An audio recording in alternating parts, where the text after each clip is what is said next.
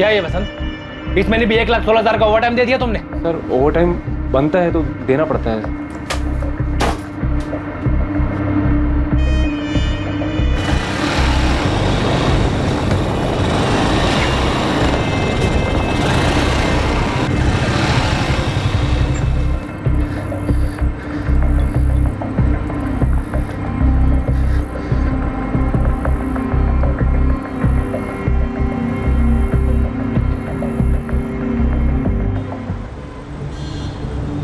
Bike का number क्या है?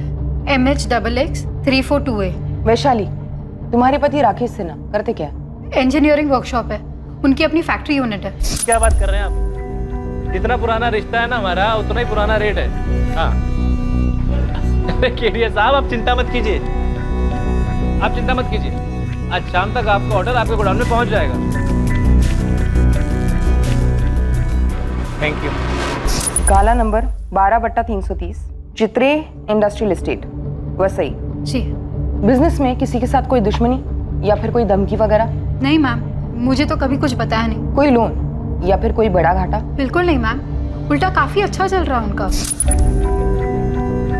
अभी हमारी 5वीं एनिवर्सरी के लिए आपने ज्वेलरी बनाई, साड़ियाँ भी खरीदी थी। तुम ये बताओ, ये सोने का हार तुम्हें पसंद तो आया ना? क्या राकेश रोज इतने सुबह ही अपने वर्कशॉप चले जाते हैं? नहीं, ज्यादातर सुबह 9 बजे निकलते हैं और शाम को 5 बजे तक लौट आते हैं। लेकिन कल रात एक फोन आया था। नहीं, तुम कल सुबह 7 बजे ऑफिस में मिला मुझे। कोई अगर मगर नहीं सुनूंगा। आ जाना चुपचाप। किससे बात हो रही थी? ये मुझे नहीं पता, लेकिन राकेश बहुत टेंशन में लग रहे थे। क्या हुआ, सब ठीक तो है ना? सुबह 7 बजे ऑफिस के लिए निकलूंगा मैं, नाश्ता करके जाऊंगा। क्या हुआ राकेश? राकेश!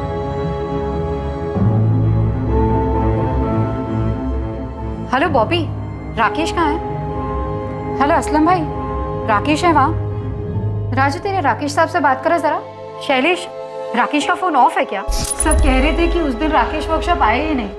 ऐसा पहले कभी नहीं हुआ मैम। देखिए, हमने ऐसे भी केसेस देखे जहाँ पर इंसान काम से बाहर चला जाता है, उसका फोन खराब हो जाता है या स्विच ऑफ हो जाता है। अभी तो सिर्फ 9 बजे, शायद देर रात तक लौटा है। हम अपनी तरफ से काम शुरू करें, कुछ खबर मिलती है आपको बता देंगे। Okay ma'am.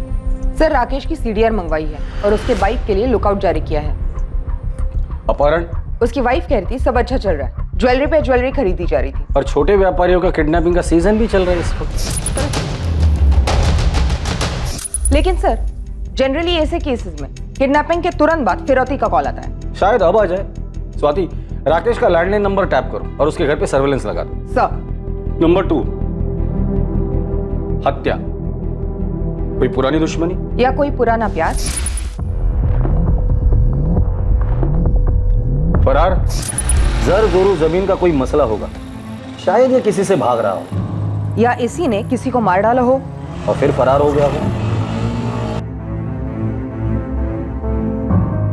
देखो, किसी भी सूरत में मुझे कॉल मत करना। हाँ हाँ, अब तुम निकलो वरना गाड़ी छूट जाएगी। हो सकता है वाइफ भी राकेश के भागने में शामिल हो और हमारे सामने एक्टिंग कर रही हो। इस वैशाली की भी हिस्ट्री निकालो। आत्महत्या? लेकिन सर, कोई हिंट नहीं छोड़ा है, ना कोई मैसेज और ना ही कोई लेटर। शायद जोश में आकर एकदम से कर बैठा हो।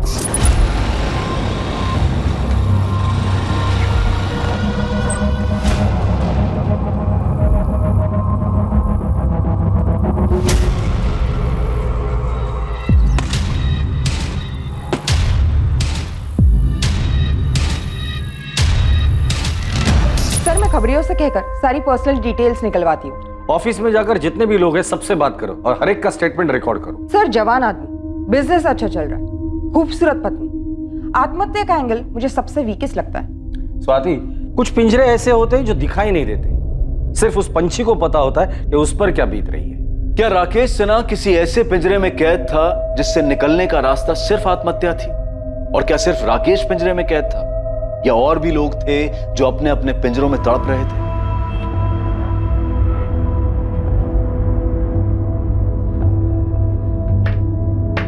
दादू, EMI मैं भर दूंगा जॉब करके, आप सिर्फ डाउन पेमेंट कर दीजिए। अरे मेरी स्कूटर फ्री में दे रहा हूँ ना, लेके जा जा।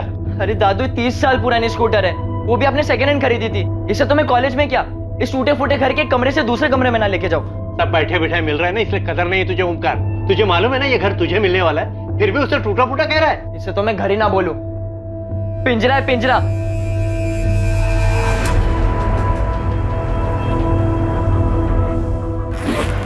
लेकिन सुमित, बिना नौकरी में मुंबई में क्या करोगे?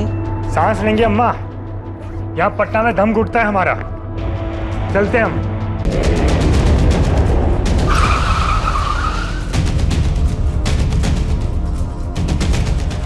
मैडम मैं राकेश सिन्हा का मैनेजर हूँ। मैम मेरा नाम बॉबी पिंटू है। ये राजू माने, शैलेश कोटियान और असलम दलवाई, ये हमारे परमानेंट वर्कर्स हैं। बाकी कुछ कारीगर हैं जो डेली वेजेस पे काम करते हैं, और ड्राइवर वगैरह तो कॉन्ट्रैक्ट पे हैं। आपका परमानेंट स्टाफ इतना ही है? नहीं मैम, हमारे अकाउंटेंट है वसंत प्रधान जी, जो आज आए नहीं है। क्यों?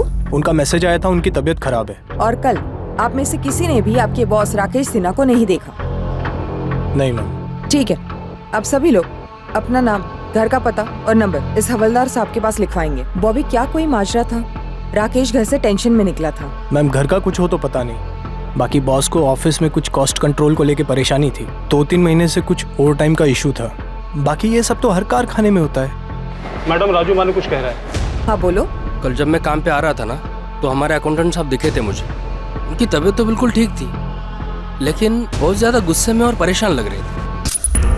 और प्रधान साहब, क्या हालचाल? ये ऑफिस जाने के बजाय यहाँ का बैठे हो आप? अरे बाहर में क्या ऑफिस? क्या हुआ? नौकरी छोड़ दी मैंने, अभी जो होगा वो देखा जाएगा। देखो भाई प्रधान साहब, ये एकदम अचानक से क्या हुआ? क्या बात है, क्या हुआ? एक बात सुन ले, दूसरों का खून चूसे बगैर कोई अमीर नहीं बन सकता, कोई नहीं बन सकता। ये बात तूने मुझे पहले क्यों नहीं बताई? सर मुझे लगा कि ऐसे टेंशन में बोला होगा, और वैसे भी उन्हें बीपी की तकलीफ है। बॉबी, ये वसंत प्रधान रहते का है? कुछ पता चला मेरे पति का? अभी तक तो नहीं, लेकिन हम लोग यही पता करने में लगे हुए हैं। हम आपके लैंडलाइन की टेपिंग के लिए आए हैं। अगर किडनैपिंग हुई है तो फिरौती के लिए कॉल कभी भी आ सकता है। अंदर आ जाए हम लोग। जी जी आइए।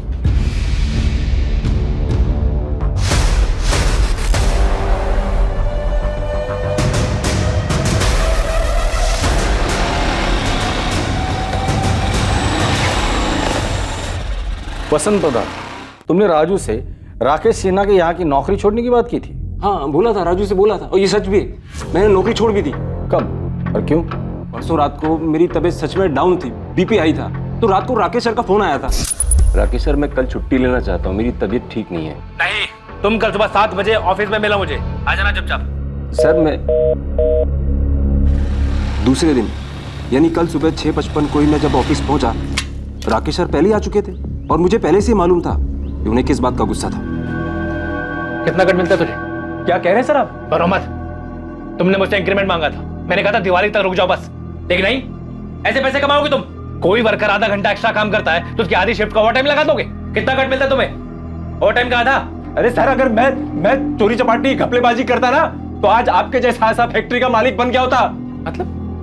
मतलब क्या तेरा? मैं फ्रॉड करता हूँ? अरे खून चूसते हो तुम गरीबों का। अकाउंट संभालता है ना तुम, खुद ही अपना हिसाब क्लियर कर, कल से आने की जरूरत नहीं। आउट। हाँ ठीक है, जा रहा हूँ। वैसे भी मैं नहीं आने वाला था राकेश सिन्हा। आउट। अरे जा रहा हूँ।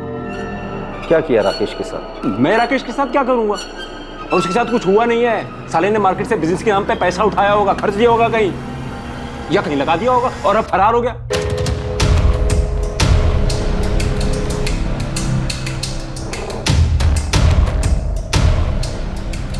Madam phone tapping team Vaishali Sinha के साथ है। अभी तक फिरौती के लिए कोई कॉल नहीं आया। फोन पे नहीं, कोई खुद मांग लेकर जा सकता है। घर पे नजर रखो। सर, राकेश सिन्हा के फोन रिकॉर्ड्स। उसका फोन स्विच ऑफ हुआ था 7:30 बजे। लोकेशन? उसका ऑफिस। वो ऑफिस में था। तब से कि मैं झूठ बोल रहा हूँ? मैंने एक पैसे का झूठ नहीं बोला है सर। मैं कभी झूठ नहीं बोलता, और झूठ बोलता तो आज बड़ा आदमी बन गया होता मैं।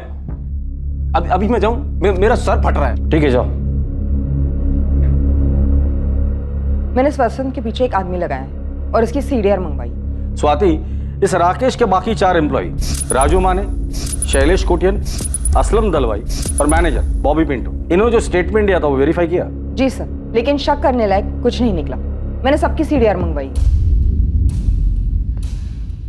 अकाउंटेंट वसंत प्रधान को लगता है कि लेनदारों से बचने के लिए ये राकेश भाग गया होगा। सर ऐसा भी क्या लोन जिसके लिए वो अपनी फैक्ट्री, वाइफ, घर सब छोड़कर भाग जाएगा? लोन नहीं तो लव अफेयर होगा।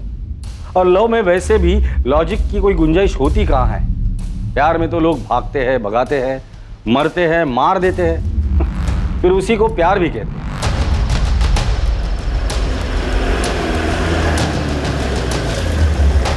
सर, वो अपना रूम।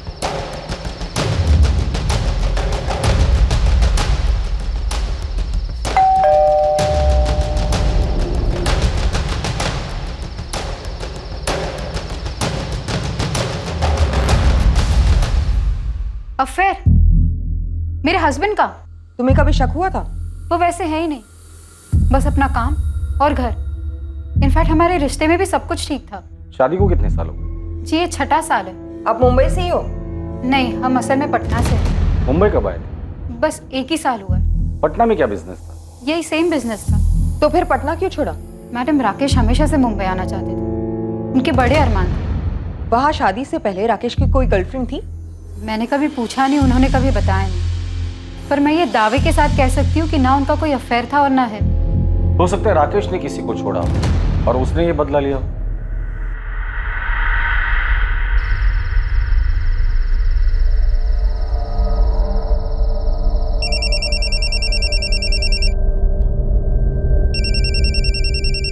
उठा है मैडम, और उसे बातों में लगा के रखिए।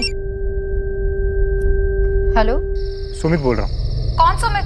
कौन हो आप और मेरे पति कहाँ हैं? Hello hello.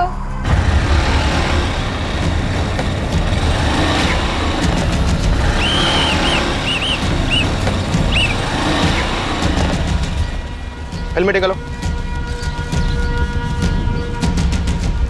लाइसेंस दिखा। बाइक किसकी है? मेरे दादू की। अच्छा, दादा के नाम पे मुझे मामा बना रहा है। चल नीचे उतर, चल चाबी निकाल।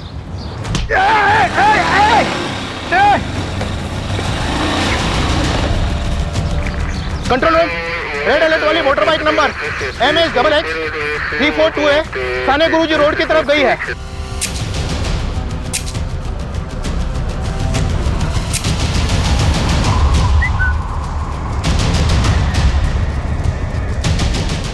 साहब, हमारा ओमकार चोर नहीं है, वो सब कुछ सच सच बता देगा। ओमकार बोल। नहीं दादू, मैं एक तरफ से चोर ही हूँ। अरे क्या बोल रहा है तू? सर, वो बाइक काफ़ी देर से वही के वही खड़ी थी, खाड़ी के पास, और उसमें चाबी भी लगी थी। मुझे तो उसे पहली बार देखकर लव हो गया था, और उसके आसपास कोई था भी नहीं।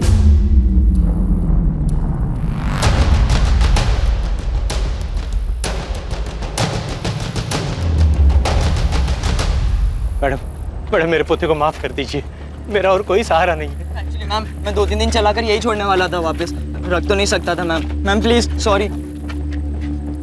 तो फिर ली क्यों तूने? तू आगे जाके जॉब करके लोन पे बाइक ले सकता था। उसमें टाइम लगता है ना मैम, और मुझे खाई थी। सर को बोल के छोड़ दो ना ma'am, please. Sir, Swati, accountant Vasant का कहना है कि उसके सेठ राकेश ने मार्केट से पैसे उठाए होंगे। मुझे लगता है टेंशन में आके बाइक वहां खड़ी कर यहाँ से कूद गया हो। सर ड्राइवर्स को काम पे लगा देते हैं। और पटना पुलिस फोन करके पता करो कि इस आदमी की माली हालत क्या थी। हो सकता है 1 साल पहले कर्जदार से बचने के लिए वो मुंबई शिफ्ट हुआ हो। जी सर, मैं आज ही बात करती हूँ पटना पुलिस से। सर, इस लड़के का क्या करें? माइनर है, सॉरी बोल रहे हैं। दादाजी का इसके अलावा और कोई नहीं है। 17 वर्षीय ओमकार कदम को पुलिस ने वार्निंग देकर और अंडरटेकिंग लेकर जाने दिया, लेकिन केस खत्म होने तक उस पर नजर रखने के ऑर्डर्स भी दिए गए। दूसरी तरफ पटना से राकेश के अतीत से जुड़े कई सुराग मिलने वाले थे, जो कि इस केस की नींव थे। और तीसरी ओर पुलिस के डाइवर्स के हाथ कुछ ऐसा लगने वाला था जो इस केस को एक नई दिशा देने वाला था। लेकिन अहम सवाल अब भी यही था कि क्या राकेश सिन्हा ने वाकई में आत्महत्या की थी?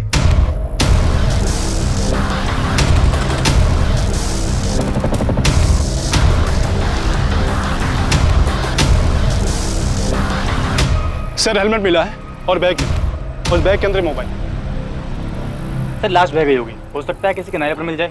मुंबई पालघर और कोकण कोस्टल पुलिस को इन्फॉर्म करो और वैशाली सिन्हा को बुलाकर इन चीजों की शिनाख्त करवा लो।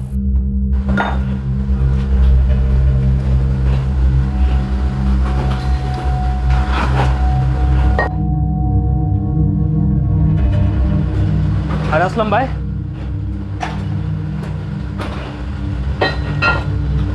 क्या हुआ असलम भाई? हाँ हो गए। कुछ नहीं, कुछ नहीं। देखो बॉबी, राकेश की पत्नी मिसेस सिन्हा भी मेरे चेक पे साइन कर सकती है।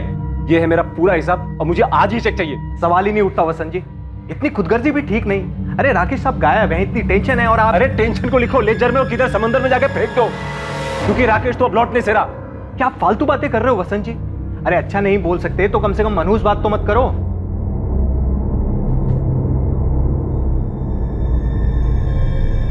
क्या हुआ, कुछ कहना चाहता है? ओमकार, मैं तेरे बाप का भी बाप हूं, मुझे मालूम है तू कुछ कहना चाहता है, कुछ छुपा रहा है मुझसे। पुलिस ने बड़ी मुश्किल से माफी दी, बोल क्या बात है? मैं जरा बाहर घूमने जा रहा हूँ, स्कूटर ले जाऊं? हाँ ले जा। देखो ओमकार, तूने गलती की, उसकी माफी भी मिल गई, लेकिन जिंदगी भर ऐसा कोई काम नहीं करना जिसकी वजह से तेरे मरे हुए माँ बाप को ठेस पहुंचे और मेरी सारी मेहनत जाया हो जाए।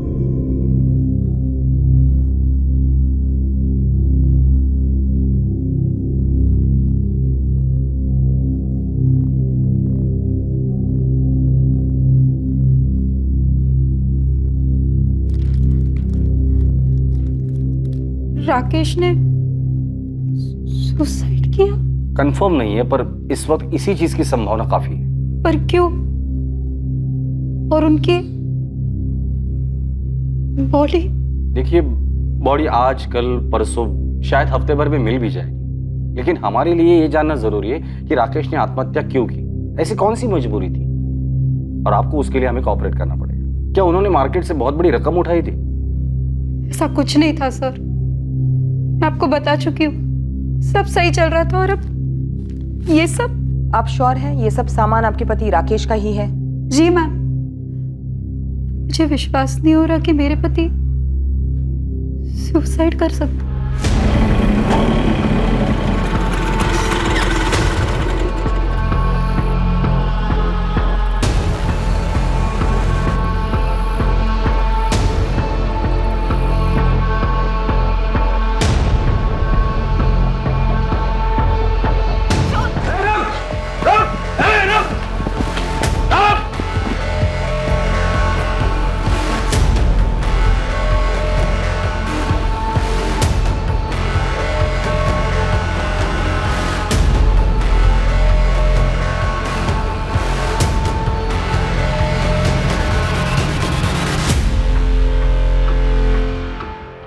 मैनेजर बॉबी, वर्कर्स राजू, शैलेश और असलम और अकाउंटेंट वसंत, सबके सीडीआर आ गए, स्कैन किए गए, लेकिन शक करने लायक कुछ नहीं निकला।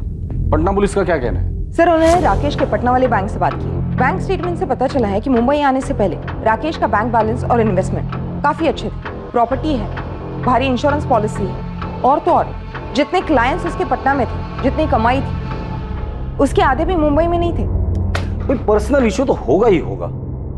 वहां के खबरियों का क्या रिपोर्ट है? अपने माँ बाप का इकलौता बेटा था राकेश। माँ बाप काफी पहले गुजर गए थे और रिलेटिव्स ऐसे कोई था नहीं। पटना में जहां वो रहता था वहां उसका कोई दोस्त पड़ोसी होगा ही होगा। सर, जैसे यहाँ के पड़ोसियों ने बताया, खुश थे दोनों एक साथ वगैरह, वहां के पड़ोसियों ने भी यही कहा, सिवाय एक बूढ़ी औरत की। ये बताओ, तुम जानना क्यों चाहती हो? ऐसे ही मौसी, मुझे सब पता है, अखबार में भी पढ़ती हूँ। वो राकेश सिन्हा गायब हो गया ना? जब वो दोनों आपके किराएदार थे, राकेश और उसकी पत्नी वैशाली। हाँ, राकेश और वैशाली, उन दोनों के बीच कुछ माजरा था क्या? मतलब अचानक से बसा बसाया घर और बिजनेस छोड़ के मुंबई क्यों चले गए? मुंह छुपाने। मुझे एक अरसे से शक था कि दाल में कुछ काला है। लोग कहते हैं कि बुढ़ापे में आंखें और कान कमजोर हो जाते हैं, लेकिन मेरे साथ तो उल्टा ही हो गया था।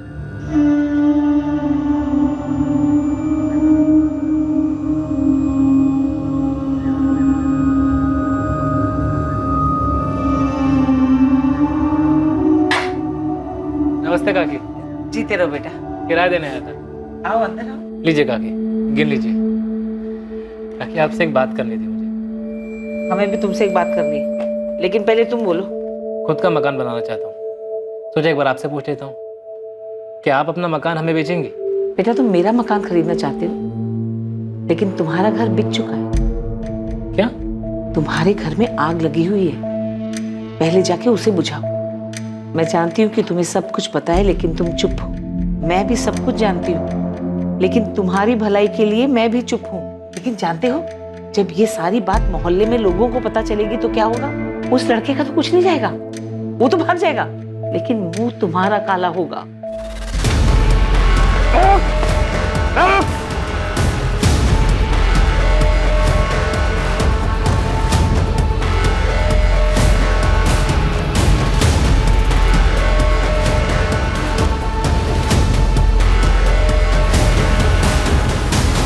सर मैंने नहीं मारा राकेश भाई को। कैसे मारा और लाश कहाँ ठिकाने लगा दी? अरे सर मैं कह रहा हूँ मैंने नहीं मारा राकेश भाई को। ये तुम्हारे अकेले का काम तो हो नहीं सकता सुमित। किसने साथ दिया था तुम्हारा? फैक्ट्री से कोई था या पेशेवर हत्यारा था? सर मेरा यकीन कीजिए, मैं आपको कह रहा हूँ मैंने नहीं मारा राकेश भाई। कैसे मारा और क्यों मारा वो बताओ।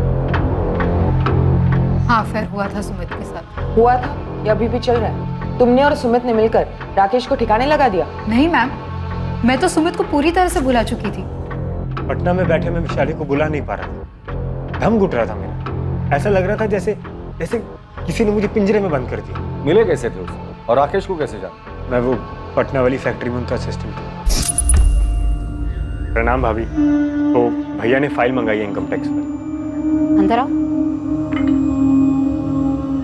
कोई मेहमान आ रहे हैं? सिर्फ तुम्हारे लिए बनाए हैं।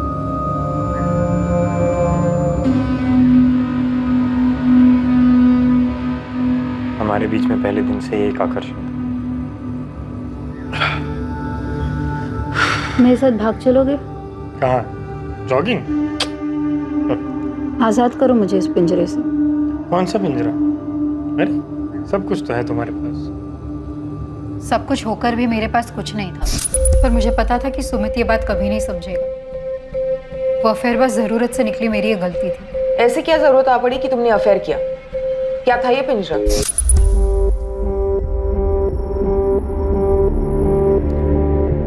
कम से कम मेरी तरफ देखो तो सही राकेश। ऐसे पीठ दिखाने से तो प्रॉब्लम हल नहीं होगी ना। कौन सी प्रॉब्लम है शाली? कौन सी प्रॉब्लम? यही कि मैं तुमसे दिल से प्यार करता हूँ, दिन रात हमारे भविष्य के लिए मेहनत करता रहता हूँ। विशाली ठीक है ना, बच्चा नहीं हो रहा है तो 1-2 साल में हो जाएगा। बात सिर्फ बच्चा होने ना होने की नहीं है, वो अलग मसला है। मसला है इस बेडरूम का, जो तुम्हारी और मेरी दोनों की खुशी के लिए बना है। 4 साल से कह रही हो राकेश, डॉक्टर के पास चलते बात करते हैं किसी से। विशाली तुम्हें क्या बात करनी है किसी डॉक्टर से? क्या कहना है किसी को? यही कि हम दोनों के बीच में संबंध बेहतर कैसे कर सकते हैं, कैसे खुश रह सकते हैं, एक दूसरे को सैटिस्फाई कैसे कर सकते हैं। विशाली मैं सेटिस्फाई हूँ, तुम्हें क्या चाहिए मुझे समझ में नहीं आ रहा है। तुम हमारी प्राइवेट जिंदगी की दुनिया में नुमाइश क्यों करना चाहती हो? कौन सी प्राइवेट जिंदगी? हाँ, कौन सी प्राइवेट जिंदगी? एक झूठ ही जी रहे थे हम, एक झूठ जो राकेश ने खुद को बोल रखा था कि सब कुछ सही है, कोई प्रॉब्लम नहीं है। देखो जो हुआ सो हुआ, मैं इसे तुम्हारी गलती समझकर माफ करने के लिए तैयार हूँ। मुझे माफी नहीं राकेश, डिवोर्स चाहिए। मैंने मुंबई में सारी सेटिंग कर ली है, अगले हफ्ते मुंबई निकल रहे हैं। मुझे मुंबई नहीं जाना। वहाँ कौन है हमारा? तभी तो मुंबई जा रहे हैं, क्योंकि वहाँ हमारा कोई नहीं है। वहाँ हमारे बारे में किसी को कुछ पता नहीं होगा। लेकिन हमें तो पता होगा हमारे बारे में। उसे खुद से कब तक छुपाते रहेंगे राकेश? क्रेडिट कार्ड है तुम्हारे पास, जितनी भी शॉपिंग करनी है दिल खोल के कर लो। जिससे भी मिलना है एक आखिरी बार मिलो। और मैं वो आखिरी बार भी सुमित से नहीं मिली। और अब राकेश गायब क्या हो गई, ये सुमित अचानक से पूरे 1 साल बाद यहाँ धमक गया है। वैशाली ने बोला था मुझसे कि राकेश भाई हमारे बारे में सब कुछ जानते हैं, लेकिन उन्होंने कभी सामने से मुझे कुछ नहीं पूछा और ना ही नौकरी से निकाला। मुझे थोड़ा बुरा भी लगता था, लेकिन अफेयर जारी रखा। मेरी तरफ से तो कभी खत्म ही नहीं हुआ था सर, लेकिन वैशाली ने उसके बाद मुझे कभी कांटेक्ट नहीं किया। उसके बावजूद तुम यहाँ मुंबई में आ गए और फिर दोनों ने मिलकर राकेश को मार डाला। नहीं सर, बिल्कुल नहीं। जब मैंने अखबार में पढ़ा कि राकेश भाई गायब हो गए हैं, शायद सुसाइड हुआ हो, मर्डर हुआ, मुझे लगा मुझे विशाली के साथ होना चाहिए, शायद फिर से हमारा रिश्ता जुड़ जाए। मैम ऐसा कुछ था ही नहीं हमारे बीच, बस 4-6 दफा फिजिकल संबंध हुए थे। मेरी गलती थी, मैंने डिवोर्स मांगा, राकेश ने दिया नहीं। मैंने समझौता कर लिया था अपने तकदीर के साथ, कबूल कर लिया था कि मुझे शायद इस जिंदगी में वो शारीरिक सुख नसीब नहीं होगा। वैशाली, क्या तुम्हें ऐसे लगता है कि तुम्हारे सुमित वाले अफेयर की वजह से राकेश को अपनी कमियों का ज्यादा एहसास हुआ हो और उसने आत्महत्या कर ली हो? अगर ऐसा होता तो वो कभी तो जताते, कुछ तो बोलते, पर ऐसा कभी नहीं हुआ और वो आत्महत्या करने वाले आदमी नहीं है। तो फिर सुमित ने राकेश का कत्ल कर दिया हो? माना मैं उसके लिए यहाँ चला आया, उसे कभी बुला नहीं पाया, लेकिन मैं इतना गया गुजरा इंसान भी नहीं हूँ कि किसी का कत्ल करने का सोचूं। सर, राकेश भाई के गायब होने में मेरा कोई हाथ नहीं है। तुम्हारा हाथ है या और हाथों ने तुम्हारा हाथ बटाया था, ये तो बहुत जल्द पता चल ही जाएगा सुमित।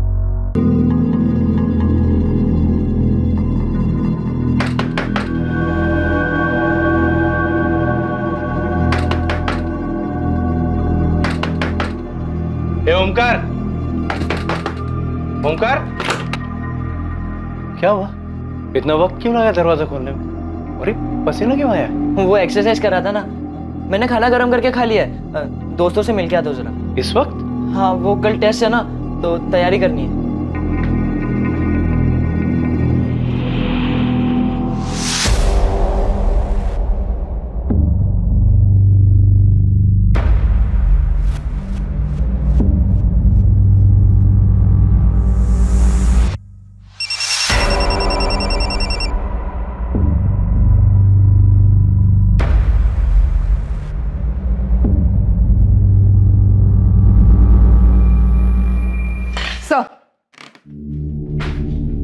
मैंने पटना पुलिस से कंफर्म किया, सुमित 4 अक्टूबर को पटना में ही था। एक्चुअली स्वाति, मुझे तुम्हारे लॉजिक में दम लगता है। भले इस राकेश ने सुमित और वैशाली के अफेयर को माफ करने की बात की हो, लेकिन ये राकेश अंदर ही अंदर घुट रहा होगा, अपने सेक्सुअल प्रॉब्लम को लेकर डिप्रेस हुआ हो और कूद गया हो।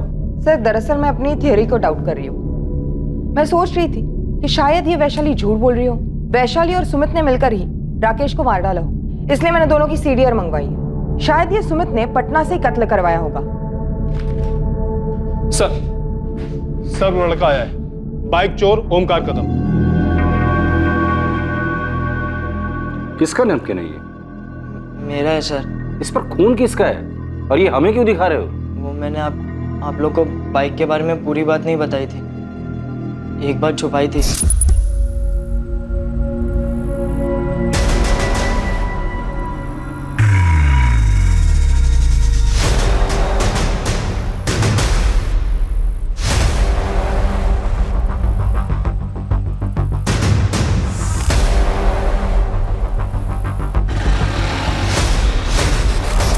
इतनी इंपॉर्टेंट बात तुमने हमसे छुपाई क्यों? वो मुझे लगा कि आप लोग मुझ पर शक करेंगे। तो अब तुम्हें अचानक ऐसे क्यों लगा कि हम तुम पर शक नहीं करेंगे? आप लोग ने मुझ पर भरोसा किया, मुझे जाने दिया, और दादू भी बोले कि मुझे आप लोग ने एक चांस दिया है, इसलिए मुझे लगा इससे आपकी हेल्प हो जाएगी। शायद उस आदमी ने सुसाइड नहीं किया हो, उसका मर्डर हुआ। हेलो, हाँ कामड़ी, तुरंत सर्च पार्टी भेजो। ओमकार, तुम जरा बाहर बैठो। जी सर, राकेश का लोडर असलम दलवाई आज दिन भर से घर से नहीं निकला, और जब नजर रखने वाले बंदे दरवाजा तोड़कर अंदर गए तो घर पे कोई नहीं था और पीछे की खिड़की खुली थी।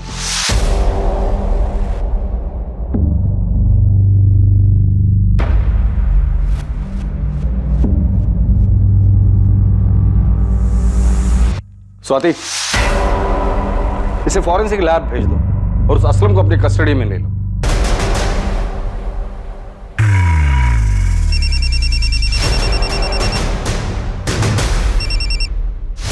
क्या है वसंत जी?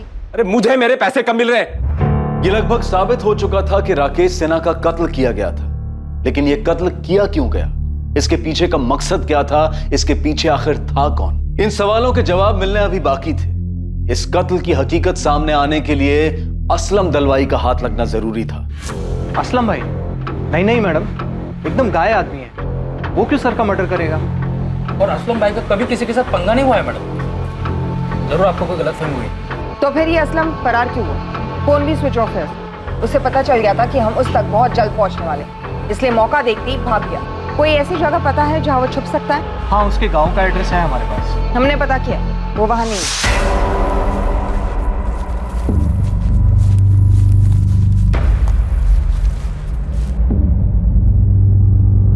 सर, सुमित और वैशाली के बीच पूरे 1 साल कोई कांटेक्ट नहीं रहा, सिवाय 3 दिन पहले जब सुमित ने वैशाली को कॉल करना शुरू किया, जो कि उसने कबूल किया। दोनों की कॉल लिस्ट में ऐसा कोई नंबर भी नहीं जिससे उन पर शक जाए। लेकिन एक गौर करने वाली बात है, हाल ही में अकाउंटेंट वसंत प्रधान की तरफ से वैशाली को कई कॉल्स किए गए। मेरी मेहनत की कमाई है सर, और मुझे इस वक्त उसकी सख्त जरूरत है। मैंने बॉबी को बोला था कि वैशाली ऑथराइज है मेरे चेक को साइन करने के लिए, लेकिन बॉबी ने बोला पहले राकेश को मिल जाने दो। अरे मेरे को मेरे पैसे की अभी जरूरत है, इसलिए मैं लगातार वैशाली को फोन कर रहा था। बोलिए क्या गुनाह किया मैंने?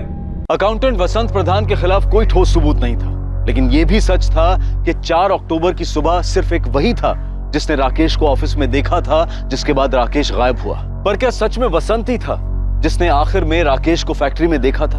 आखिरकार पुलिस को एक ब्रेक थ्रू मिला। अब असलम भी पकड़ा गया था। उससे पुलिस को आगे की एक स्ट्रॉन्ग लीड मिली। केस क्लोज होने वाला था। मुजरिम तक पहुंच पक्की होती गई। इस जुर्म का अतीत से रिश्ता जरूर था, एक आदत से, एक फितरत से, जो बदलने का नाम नहीं ले रही थी।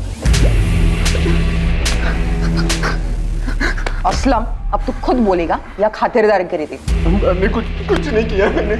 तो छुप क्यों रहा था तू? मैं डर गया था। मुझे सच में नहीं पता कि उस सुबह कुछ ऐसा होने वाला था। अभी हमारी 5वीं एनिवर्सरी के लिए आपने ज्वेलरी बनाई थी, साड़ियाँ भी खरीदी। तुम ये बताओ, ये सोने का हार तुम्हें पसंद तो आया ना? सच कहूँ तो नहीं राकेश, मुझे ये सोने का हार नहीं पहनना। मुझे बस इस सोने के पिंजरे से आज़ाद होना है।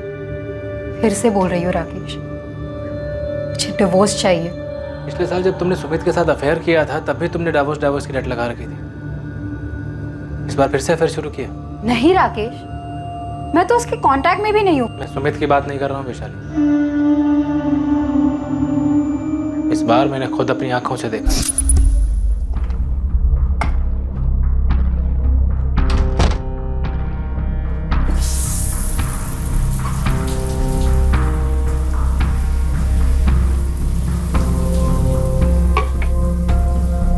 वैशाली, मैं बॉम्बे साइड जा रहा हूँ। 2 पार्टीज की मीटिंग है, देर रात लौटूंगा।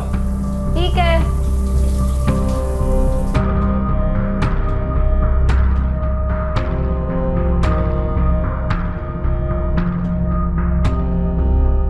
बुरी आदत जाती नहीं है ना तुम्हारी? जिसे तुम बुरी आदत कह रहे हो ना राकेश, वो हर इंसान की जरूरत है, पर तुम्हारी समझ के परे। सब समझते, पर तुम ये नहीं समझते हो कि आदमी बस एक खुशी नहीं दे पा रहा तुम्हें, बदले में हर तरह की खुशियां देता है तुम्हें। तुम्हारे नाम की एफडी, जमीन, कंपनी में पार्टनरशिप, हर तरफ तुम्हारा नाम लिखवाता हूं मैं। साड़ियां लेके देता हूं, जेवर लेके देता हूं, सब तो लेके देता हूं तुम्हें, लेकिन नहीं, तुम्हें तो बस जानवर की तरह बिस्तर। एक बात बताओ, अगर तुम्हें भूख लगी हो और मैं तुम्हारे लिए गाना गाऊं तो, या घर सजाओ तो, या खुद सज सज कर तुम्हारे पैर दबाओ तो, इससे तुम्हारी पेट की भूख मिटेगी? विशाली, दुनिया में से कई जोड़े हैं जो बिना एक दूसरे के साथ शारीरिक संबंध बनाए खुश रहते हैं। उन लाखों जोड़ों ने आके तुम्हें खुद बताया, तुम गए थे उनके बेडरूम्स में देखने? विशाली, मैं दूसरी बार भी तुम्हें माफ करने की। प्लीज प्लीज, माफी शब्द का इस्तेमाल भी मत करना तुम। और एक बात और सुन लो, ये जो बार बार तुम जेवर साड़ी की बातें करते हो ना, इससे मुझे घिन आती है। इसलिए नहीं कि तुम इन सबसे मेरी बेडरूम की नाखुशी को खरीदना चाहते हो, बल्कि इसलिए क्योंकि ये अपने आप में भद्दे है, मेरी पसंद के नहीं है, जरा भी नहीं। तुम सब कुछ सिर्फ और सिर्फ अपनी पसंद से लाते हो। कभी मेरी पसंद नापसंद जाने की कोशिश की तुमने? बस अपने लोगों में अपना नाम रोशन करवाना चाहते हो। समाज में भले ही लोग तुम्हें किसी हीरो का खिताब देते होंगे, लेकिन मेरे लिए तुम सिर्फ एक जीरो हो। तो मैं तुम्हारे नाम के आगे से सारे जीरो काट देता हूं। एक तमड़ी भी नहीं दूंगा तुम्हें।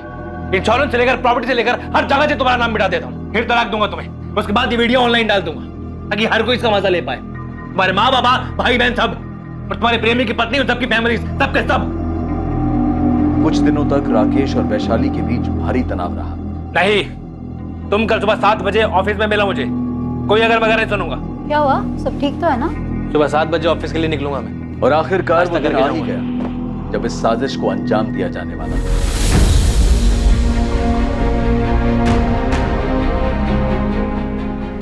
वो कल सुबह ऑफिस 7 बजे आने वाला है।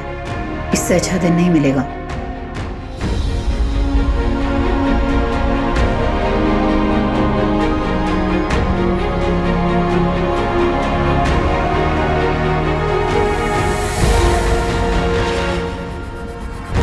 निकल दो।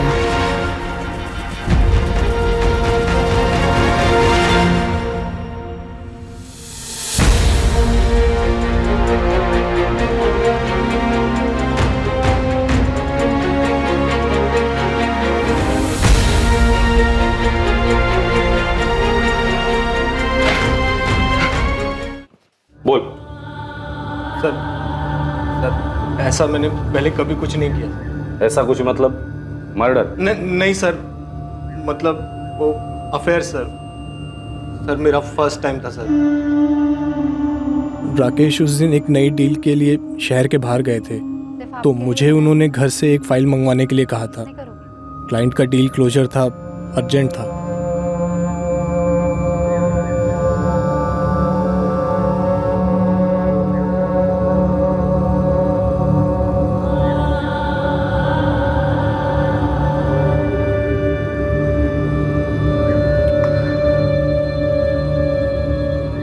उसे पता चल गया बॉबी। क्या? कभी? काफी दिन हो गए। फिर उसने अभी तक मुझे कुछ बोला क्यों नहीं? वो उसका स्टाइल नहीं है। जो बोलना है मुझे बोल गया है। क्या बोला? यही कि डिवोर्स देने को तैयार है। डिवोर्स? वैशाली मैं शादीशुदा हूँ, मतलब बच्चा ऑन द वे है। तुमसे शादी करने की बात नहीं कर रही हूँ। मैं खुद ऐसा डिवोर्स नहीं चाहती जहाँ वो सारी प्रॉपर्टी, इंश्योरेंस कंपनी हर जगह से मेरा नाम निकाले, और ना सिर्फ मुझे रास्ते पर लाए पर तुम्हें भी रास्ते पर लाए। मुझे?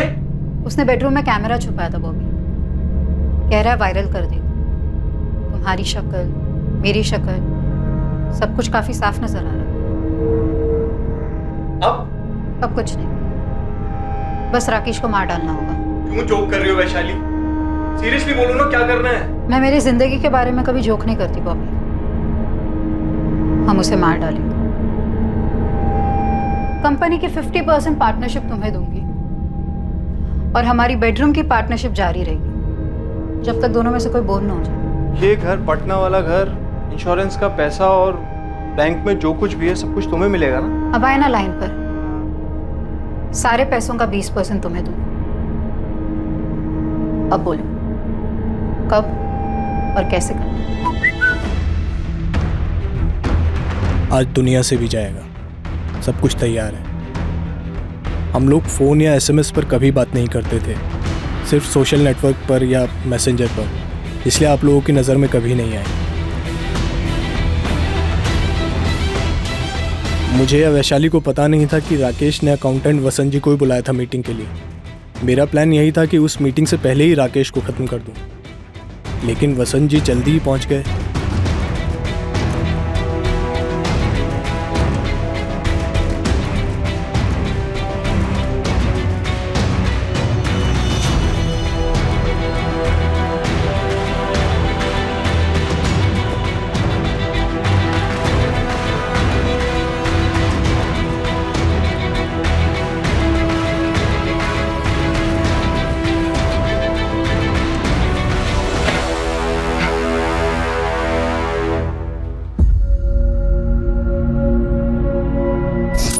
मुझे राकेश सर ने खुद एक रात पहले फोन किया था।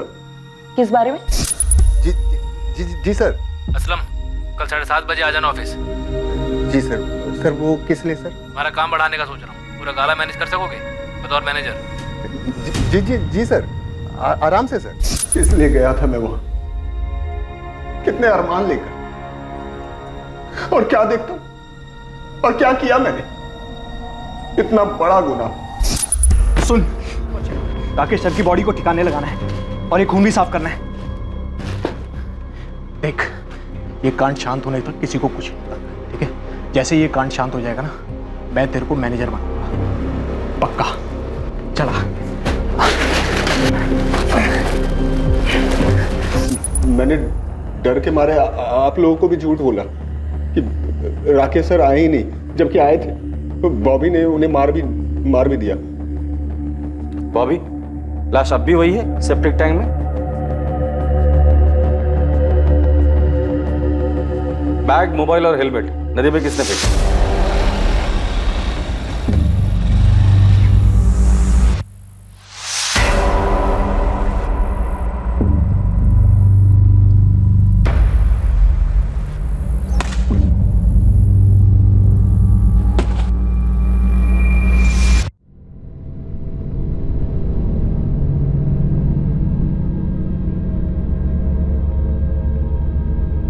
बॉबी पिंटो और वैशाली सिन्हा पर हत्या करने और असलम दलवाई पर हत्या में षड्यंत्र करने के आरोप लगे।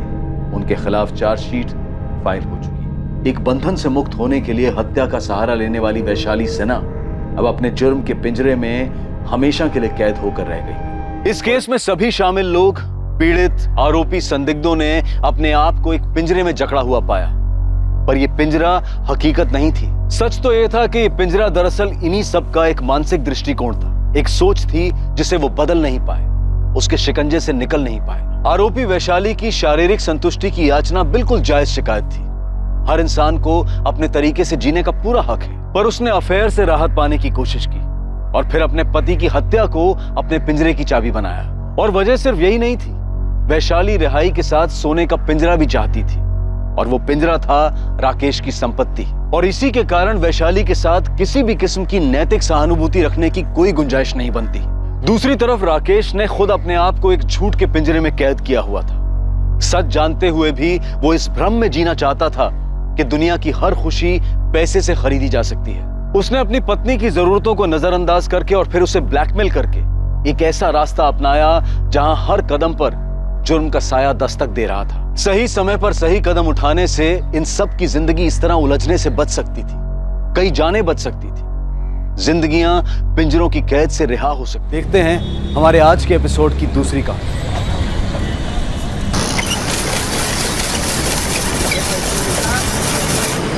अभी मजा आएगा ना, अपन खाएंगे तो, है ना? यम्मी यम्मी गोला।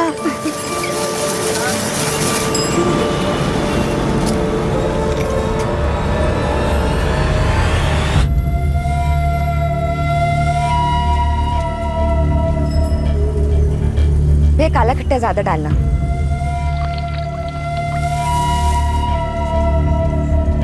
ये लो बेटा आपका काला खट्टा गोला। Thank you. कितना हो भैया? 40 रुपये मैडम। भैया 40 छुट्टे तो नहीं है, ये लो। छुट्टा किधर से मिलेगा? भैया नहीं है ना, देखो ना आपके पास होगा। लाओ देखता हूँ। हाँ देखो।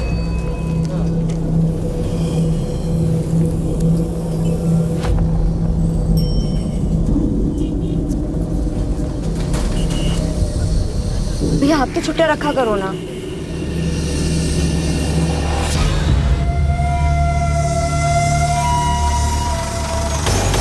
बालून वाले अंकल रुको।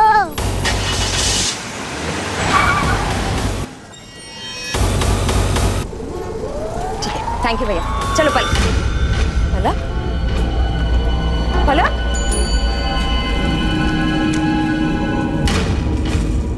भैया आपने इस बच्ची को देखा है? जी नहीं मैडम, नहीं देखा।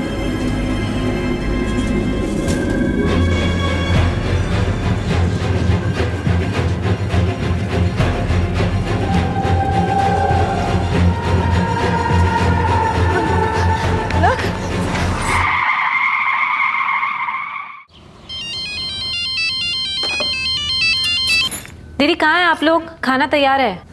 सुनंदा पलक मिल नहीं रही है। क्या? पलक मिल नहीं रही? दीदी पलक कहाँ है? अभी तो मेरे साथ थी पर पता नहीं कहाँ चली गई है वो। सुनंदा क्या हुआ? क्या हुआ पलक को? किधर है पलक?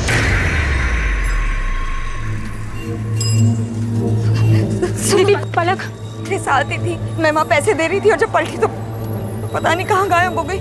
मेरी बच्ची वरुण, मेरी बच्ची कहाँ खो गई है? वरुण कुछ नहीं होगा, मिल जाएगी। सुनंदा संभालो अपने आप को, मिल जाएगी पलक। वरुण मैं पूरी मार्केट देख चुकी हूँ, पलक कहीं नहीं है। पूरा मार्केट देख लिया आप? मुझे लग रहा है हमें पुलिस के पास जाना चाहिए। पुलिस? वरुण मेरी पलक के साथ कुछ होगा तो नहीं ना? कुछ नहीं होगा, पलक मिल जाएगी।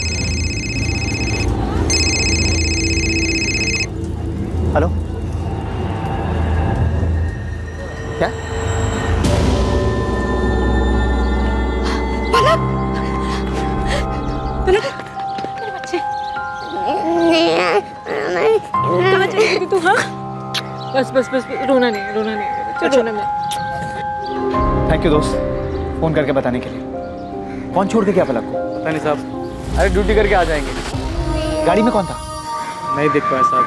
पलक अभी ठीक ठाक वापस आ गई ना, यही बहुत है। पलक बेटा कौन छोड़ के गया आपको यहाँ पे? देखा आपने? गाड़ी में कौन था? कुछ तो देखा होगा आपने। वरुण प्लीज अभी रहने दो ना, सुना कितनी डरी हुई है ये। हाँ दीदी, और सिर्फ आपकी वजह से हुआ है। आप इतनी केयरलेस कैसे हो सकती है? पलक सिर्फ 6 साल की, कितना डर गई है वो, समझ रहे हैं आप? और आपको क्या लगा कि माँ बनना इतना आसान है? हर वक्त बच्चे पर ध्यान देना पड़ता है। आप पलक को गोद लेने वाली थी ना, सिर्फ बच्चा चाहने से कोई माँ नहीं बन जाता। सुनंदा क्या बोले चले जा रही हो? चलो पलक को लेके घर चलो। दुख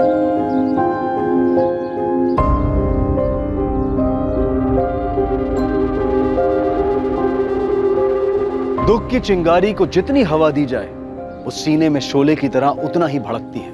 इंसान के दिल दिमाग के हर कोने में एक टीस उठती रहती है। भले उसका दर्द कम हो जाए लेकिन एक मलाल रह जाता है, किसी अपने को खोने का मलाल, अपने दिल की मुराद को पूरी ना कर पाने का मलाल। अच्छे से अच्छा इंसान भी जिंदगी की ठोकर खाकर कई बार अपना आपा खो बैठता है और ना चाहते हुए भी उसके कदम अपराध के रास्ते पर चल पड़ते हैं। दादा, दादा हो गया।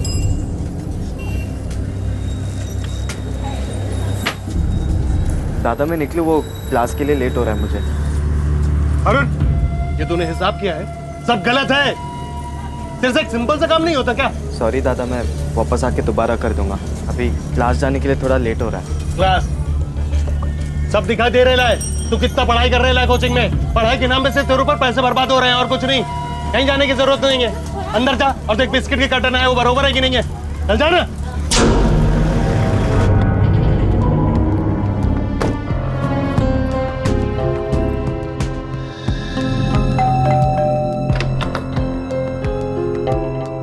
तुम अभी रिपोर्ट्स में जितनी भी मिस्टेक्स है I want you to rectify right now, okay? तुम्हें पता है मीटिंग कितनी इंपॉर्टेंट। हाँ, मैं आता हूँ 1 आध घंटे में। क्या हुआ? काम का बहुत प्रेशर है। कुछ नहीं हो कल की मीटिंग के बारे में। तुम बताओ क्या हुआ? फोन पर इतनी अपसेट क्यों साउंड कर रही थी? पलक, पलक, आप पलक को गोद लेने वाली थी ना? सिर्फ बच्चा चाहने से कोई मां नहीं बन जाता। नहीं, कुछ नहीं आनंद। शगुन, कुछ तो हुआ है। और तुम बताओ क्या हुआ था? वो आज मैं मार्केट गई थी ना, तो वहां थोड़ी प्रॉब्लम।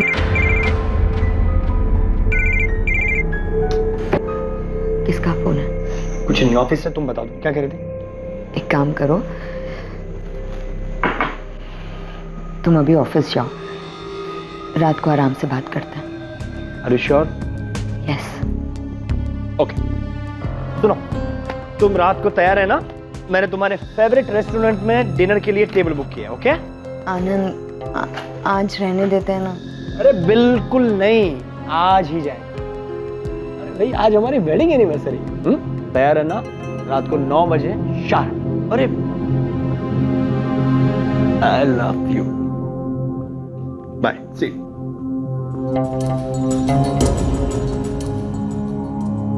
अरे आनंद, अरे तुम बार बार क्यों फोन कर रही हो? शगुन के साथ में था। ठीक है, मैं आता हूँ।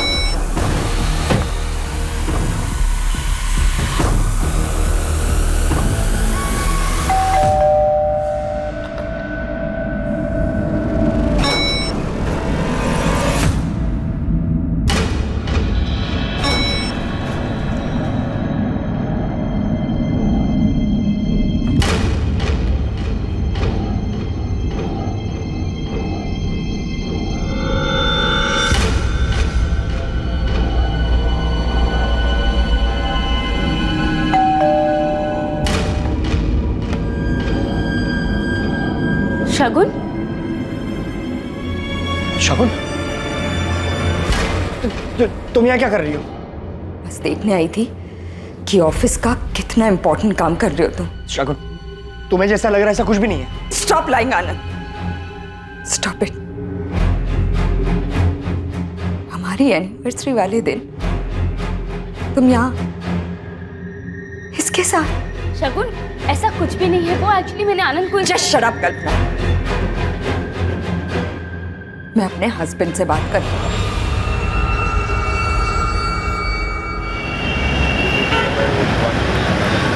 रोहिणी बेटा, ये लास्ट बाइट खा लो। वाह, सही है तुम लोगों का। मैं उधर दिन रात मेहनत करके पैसे कमाऊं और तुम लोग यहाँ आराम से बैठ के ना मुफ्त की रोटियां तोड़ो। अरे कम से कम मेरा इंतजार तो कर लेते। वो रोहिणी के सोने का टाइम हो गया था इसलिए। दीपक शांत हो जा, बैठ, मैं तेरे लिए खाना निकाल कर लाती हूँ। अरे ये यहाँ साहब के जैसा बैठा रहेगा? हाँ? तेरे से दुकान में कोई काम तो होता नहीं है, कम से कम घर में कुछ काम कर ले। चल जा, तेरे लिए खाना लेके आ जा। ये घर में भी कौन सा काम का है? घुर क्या रहा है? जा ना, खाना लेके आ।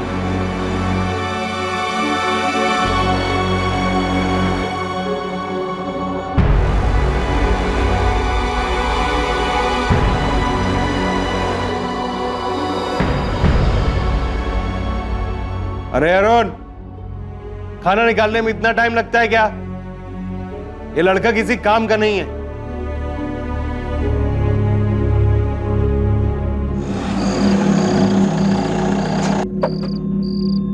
Stop lying, Anand.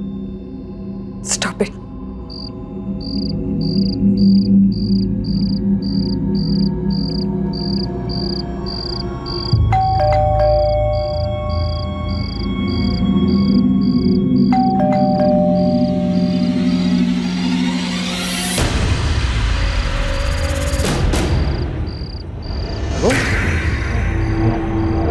शगुन, लाइट्स क्यों बंद रखी है?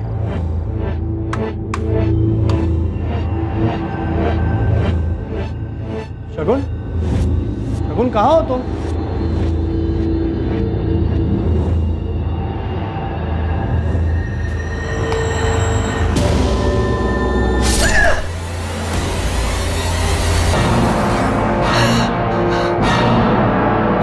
विक्टिम का नाम शगुन कुलकर्णी है, उम्र 32 साल, और यहाँ घर में अपने पति आनंद के साथ ही रहती थी। बड़ी बेरहमी से मारा है, पेट, छाती और गले पर वार किया। अंदर एक कपड़ा पड़ा है जिसमें खून लगा है। शायद कातिल ने हथियार उसी से साफ किया। घर के अंदर कोई फोर्स एंट्री या स्ट्रगल के निशान? नहीं सर, ऐसा तो कुछ नहीं मिला है। जब विक्टिम का हस्बैंड घर पे आया तो उसने विक्टिम को मरा हुआ पाया। सुरेश, अंदर चेक। मिस्टर आनंद, ये जब हादसा हुआ आपकी बीवी घर पर अकेली थी? हाँ। आपके बच्चे? हमारे बच्चे नहीं हैं। ये फ्लावर्स? मैं लाया था, आज हमारी 10th वेडिंग एनिवर्सरी थी। हम दोनों डिनर पर जाने वाले थे। घर से कोई कीमती सामान चोरी हुआ है? नहीं सर, सिर्फ शगुन का मोबाइल नहीं मिल रहा है। मैं घर आने से पहले उसे लगातार फ़ोन कर रहा था, वो उठा ही नहीं रही थी। फिर उसका फ़ोन स्विच ऑफ आने लगा।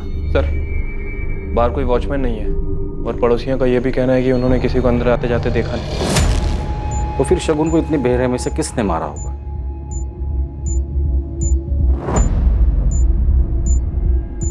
परेशान मत हो गणपत भाऊ, भरोसा रखो मेरे पे।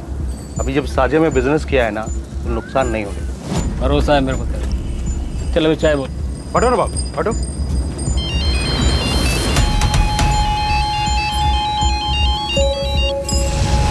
हेलो। क्या रे, तू खुद को बड़ा शाना समझता है? तुझे क्या लगा तेरे कांड के बारे में किसी को कानो कान खबर नहीं होगी? कांड? कौन बोल रहे हैं? मैं कौन हूँ ये तुझे जानना जरूरी नहीं है, मुझे सब पता है। फोटो है मेरे पास, तुझे भी भेजिए, चेक कर अपना मोबाइल।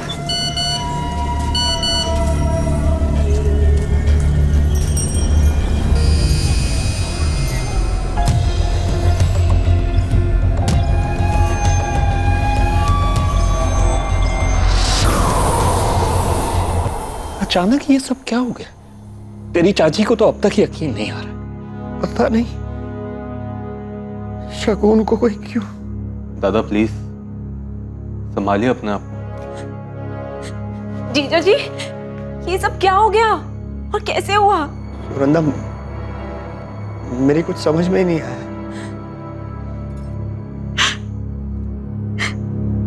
मौसा जी, मासी कहाँ है? कल रात को एक फोन भी नहीं किया। मासी गुस्सा है क्या? आई ने डांटा इसीलिए? मिस्टर आनंद, मुझे पता है ये बहुत ही टफ टाइम है आपके लिए, लेकिन आपकी बीवी के कातिल तक पहुंचने में आप ही हमारी मदद कर सकते हैं। जी, मैं कुछ समझा नहीं। देखिए, हमने इन्वेस्टिगेट किया है। आपके घर पे ना ही फोर्स एंट्री हुई है, ना ही कोई चोरी हुई है। इसका मतलब कातिल जो कोई भी था, शगुन उसे अच्छे से जानती थी। लेकिन ऐसा कौन हो सकता है? ये तो आप ही बता सकते हैं। हाल फिलहाल में शगुन का किसी के साथ कोई झगड़ा हुआ था या दुश्मनी? जस्ट शट अप कल्पना, मैं अपने हस्बैंड से बात कर रही हूँ। नहीं सर, वो किसी से झगड़ा करने वालों में से नहीं थी सर, काफी समझदार थी। उसे कोई चोट पहुंचाना क्यों चाहेगा? आपकी किसी के साथ दुश्मनी, कोई झगड़ा? हो सकता है कि आपका गुस्सा आपके बीवी पर निकाला गया हो। नहीं सर, मेरी भी ऐसा किसी के साथ ऐसी कोई दुश्मनी नहीं है। मैं तो एक फाइनेंशियल कंसल्टेंट हूँ, मेरी अपनी एक फर्म है और शगुन मेरी फर्म का अकाउंट घर से ही संभालती थी। कल आप ऑफिस कितने बजे गए? सुबह 11 बजे के करीब। आप ऑफिस से घर कितने बजे आए? रात को 9 बजे के करीब। हाल फिलहाल में शगुन ने आपको कभी कुछ बताया था कि वो अपसेट है या किसी बात का जिक्र किया था? फोन पर इतनी अपसेट क्यों साउंड कर रही थी? कल दोपहर को उसका मूड कुछ अपसेट था। वो कह रही थी कि मार्केट में कुछ हुआ था। कौन सा मार्केट? मेरे अंदाजे से हमारे घर के पास का LM मार्केट ही होगा। और ये बात शगुन ने आपको फोन पर बताई हो? जी, फोन पर ही बताई थी। क्या हुआ था मार्केट में? वो तो नहीं बताया सर, लेकिन काफी अपसेट थी। दादू पेन दो ना। अभी नहीं, बाद में देता हूँ मैं। जाओ। दादू पेन दो ना प्लीज। बोला ना बाद में देता हूँ, जा, अभी परेशान मत कर। अरुण दे देना उसे पेन। पर भाभी मैं पढ़ाई कर रहा हूँ, मेरा टेस्ट है। पढ़ के तू कौन सा बड़ा अफसर बन जाएगा? दे देना उसे पेन। क्या हो रहा है अरुण? तू क्यों फालतू में उसके गुस्से को बढ़ाता है? हाँ, लेके जा। अरे क्या हुआ मेरी गुड़िया? अरे मेरी गुड़िया रानी क्यों रो रही है? आप नहा लीजिए, मैं नाश्ता लगाती हूँ। दुकान पर जाने पे देर हो रही होगी ना? वो आज मैं दुकान नहीं जाऊंगा। सुन अरुण, तू चला जा। लेकिन दादा आज मेरा टेस्ट है, मैं कैसे जा पाऊंगा? जितना बोला उतना सुन। हाँ साहब, जरूरत आई तो थी अपनी बेटी के साथ, बुला लिया और जब तक मैं पैसे देता उतने में ही उनकी बेटी कहीं गुम हो गई। बेटी के साथ? जी साहब। फिर मिली इसकी बेटी? पता नहीं साहब, मैंने देखा नहीं।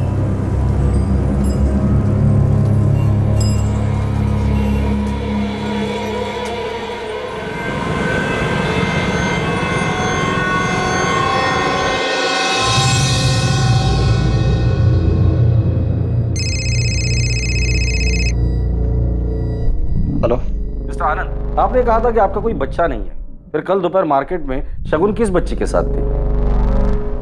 वो पलक होगी, शगुन की बहन सुनंदा की बेटी है पलक। क्या पलक मार्केट में खो गई थी? पता नहीं सर, पर शायद इसी वजह से शगुन परेशान थी। और मासी गुस्सा है क्या? आई ने डांटा इसीलिए। और क्या? पलक बता रही थी कि सुनंदा ने शगुन को डांटा भी था। शगुन के मौत वाले दिन आपका शगुन के साथ कोई झगड़ा हुआ था? नहीं सर, वो झगड़ा नहीं हुआ था,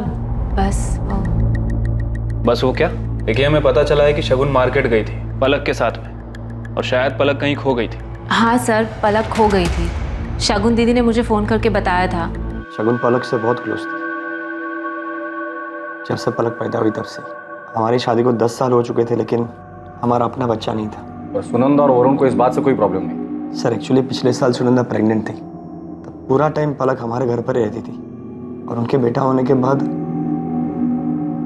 शगुन ने सुनंदा से कहा था कि वो पलक को गोद लेना चाहती लीगली। सर मैं और वरुण पलक को गोद देने के लिए बिल्कुल तैयार थे, क्योंकि मैं जानती थी कि शगुन दीदी पलक को बहुत प्यार से रखेगी। लेकिन क्या? फिर अचानक 5 महीने बाद हमारे बेटे की तबीयत बहुत खराब हो गई और उसके बाद अचानक।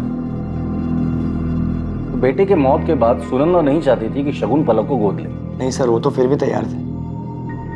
हमें डर था कि वो लोग मना कर देंगे। सर कैसे मना कर देते? शगुन दीदी ने हमारी बहुत मदद की थी। जब वरुण का काम नहीं चल रहा था तब दीदी ने ही हमें पैसे दिए थे। यहाँ तक कि जब वरुण का बिजनेस नहीं चल रहा था तब शगुन दीदी ने आनंद जीजू को बोलकर वरुण को उनके ऑफिस में नौकरी भी दिलवाई थी। शगुन पलक के लिए कुछ भी कर सकती थी, पलक में उसकी जान बसती थी। पर शगुन पलक को गोद ले रही थी, इस बात से आपको कोई प्रॉब्लम नहीं? नहीं सर, बिल्कुल नहीं। मैं तो खुश था कि हमारी फैमिली पूरी होने वाली थी। पलक बेटा, जिस दिन आप मौसी के साथ गोला खाने गए थे उस दिन आप खो गए थे ना, तो फिर आपको बिल्डिंग के बाहर किसने छोड़ा? पता नहीं। ठीक है, कोई बात नहीं। कोई आपकी बच्ची को ऐसे ही मार्केट से उठाकर ले आया और आप लोगों ने कंप्लेंट तक नहीं की? एक्चुअली उस इंसिडेंट के बाद पलक बहुत घबरा गई थी। और फिर उसी शाम इनकी शगुन दीदी की डेथ हो गई। क्या कोई ऐसा है जिसे पलक से कोई प्रॉब्लम है, या फिर इस बात से कि शगुन पलक को गोद ले रही थी? मनोहर चाचा थोड़े पुराने ख्यालात के। उनका कहना था कि पलक हमारा खून नहीं। तुम लोग ऐसे ही किसी को भी गोद कैसे ले सकते हो? चाचा जी, पलक कोई ऐसी वैसी बच्ची नहीं है, मेरी बहन की बेटी है। जो भी हो, पर वो इस परिवार का, आनंद का अंश नहीं है। क्या फर्क पड़ता है चाचा जी? उसकी परवरिश तो हम दोनों मिलकर ही करेंगे ना। देखो बहू, तुम्हें लगेगा बुरा, लेकिन सच्ची बात तो यह है कि तुम खुद आनंद को बच्चा नहीं दे पाई हो। चाचा जी, आप कैसी बातें कर रहे हैं? पलक को गोद लेने का फैसला हम दोनों का है। और प्लीज आप शगुन के खिलाफ कुछ भी मत बोलिए, मैं सुन नहीं पाऊंगा और आपको बुरा लग जाएगा। हाँ, सच्चाई तो यह है कि तुझे अपनी बीवी के अलावा आजकल कुछ दिखाई नहीं देता है। तू इसके प्यार में अंधा हो गया है। हाँ, हो गया हूं अंधा। अगर शगुन पलक को गोद लेना चाहती है तो हम जरूर पलक को गोद लेंगे, और ये हमारी लाइफ है। मेहरबानी करके आप उसमें दखल अंदाजी ना करें तो अच्छा होगा। उस दिन झगड़ा हुआ था सर, लेकिन उसके बाद उन्होंने इस बात पर कभी कुछ नहीं कहा। मनोहर और उसके बेटे दर्पण कुलकर्णी से बात हो गई है, दोनों को थाने बुलाया सर। ओ मेरा गुड़िया रानी, आजा आजा मेरा। ज्यादा चालाकी नहीं, जैसा बोला है 5 लाख नकद चाहिए, नहीं तो तेरा कांड सबके सामने आ जाएगा। आप नहीं चाहते थे कि शगुन पलक को गोद ले? हाँ, मैं नहीं चाहता था कि हमारे परिवार में कहीं बाहर का खून आए। आपके खानदान में किसी और का खून मिल रहा था, इससे आपको प्रॉब्लम थी? या आनंद और शगुन की सारी प्रॉपर्टी उस बच्चे के नाम हो जाती, इससे प्रॉब्लम थी? कैसी बात कर रहे हैं आप?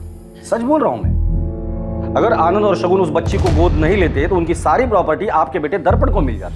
सर, हमारा खुद का बिजनेस है, हम क्यों आनंद दादा के पैसों पर नजर डालेंगे? वैसे कितने भी हो दर्पण, इंसान को कमी लगते हैं। इंस्पेक्टर साहब, ऐसे और जायदाद का मोह नहीं है मुझे, लेकिन पराया खून पराया ही होता है। और शगुन ऐसा करने वाली थी, इसीलिए आपने उसे रास्ते से हटा दिया। कैसी बात कर रहे हैं आप? शगुन आनंद की बीवी थी, हमारे परिवार का हिस्सा थी, और लोग तो अपने परिवार के लिए जान तक दे देते। सर, ये आनंद के बिजनेस और प्रॉपर्टी की डिटेल्स हैं। सर, बिजनेस में तो शगुन और आनंद ये दोनों ही 50-50% की पार्टनरशिप पर है, लेकिन बाकी की प्रॉपर्टीज, बैंक बैलेंस और एफडी ये सिर्फ शगुन के नाम पर है। जहां पैसा होता है ना, वहां दुश्मन जरूर होते हैं।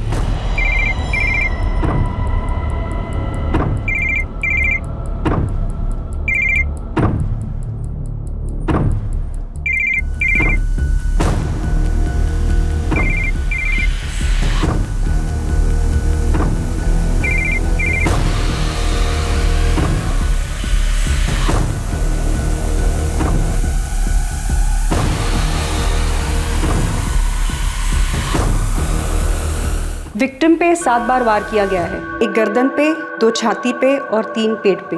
वार पूरी ताकत के साथ किया गया है। जो भी था बहुत गुस्से में था। वार किसी धारदार चीज से किया गया है, जैसे kitchen knife. Time of murder? मौत दोपहर 3 और 5 के बीच में हुई है।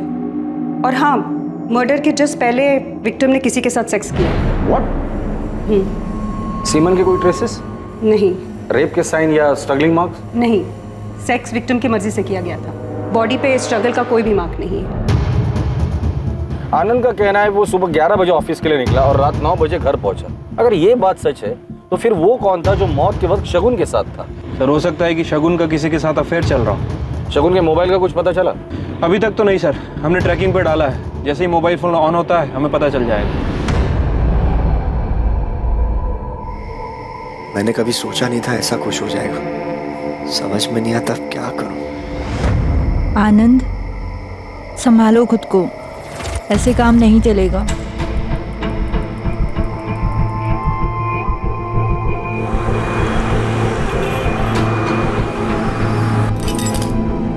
क्या हुआ इतनी जल्दी? अभी तो मजा आना शुरू हुआ है।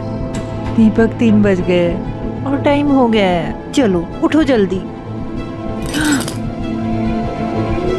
आज मेरा कहीं जाने का मन ही नहीं कर रहा है। मजाक बहुत हो गया, चलो उठो, जल्दी उठो, तैयार हो जाओ। दीपक भाव, दीपक भाव, फोन आ रहा है आपका, फोन तो उठाइए।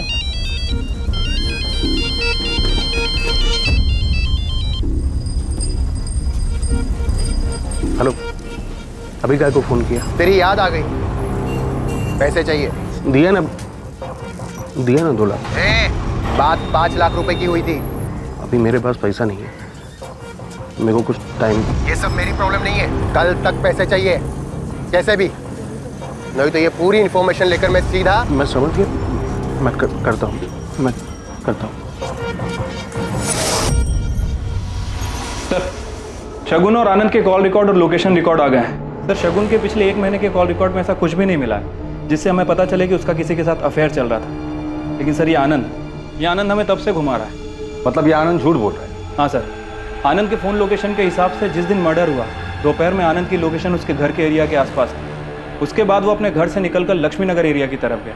और सर, सबसे अजीब बात, उसी समय शगुन भी अपने घर से निकलकर लक्ष्मी नगर एरिया की तरफ गई थी। वहां जाने से पहले आनंद के सेल पर लास्ट कॉल किसका है? सर, किसी कल्पना आप्टे का। कल्पना मेरी पुरानी दोस्त।